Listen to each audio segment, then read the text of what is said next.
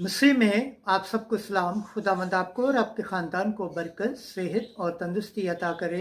मसीह यीशु नासरी के नाम से आमीन। हमारे लिए आज की अंजील मुकद्दस यूहन्ना के मुताबिक 15 बाब 26 से 16 बाब की चौथी आयत तक। रूह अल हक मेरी गवाही देगा।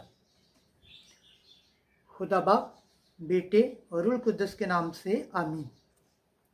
उस वक्त यस्सु ने अपने शागिर्दों से कहा कि जब वो वकील आएगा जिसे मैं तुम्हारे लिए बाप की तरफ से भेजूंगा, यानी रूह अल हक जो बाप से मुनशब है, तो वो मेरी गवाही देगा और तुम भी गवाही दोगे, क्योंकि तुम शुरू से मेरे साथ हो।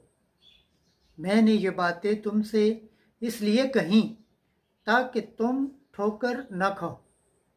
तुम इबादत खानों से निकाले जाओगे, बल्कि वो वक्त आता है कि जो कोई तुम्हें कत्ल करेगा वो गुमान करेगा कि मैं खुदा की इबादत करता हूँ, और वो इसलिए ये करेंगे कि उन्होंने ना बाप को जाना और ना मुझको।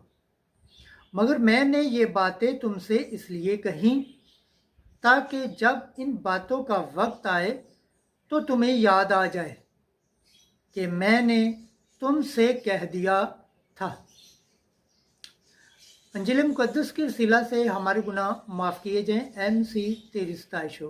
खुदावंद के पाक कलाम पढ़े और सुन जाने पर खुदावंद की बरकत हो। खुदावंद का शुक्र हो। आमीन।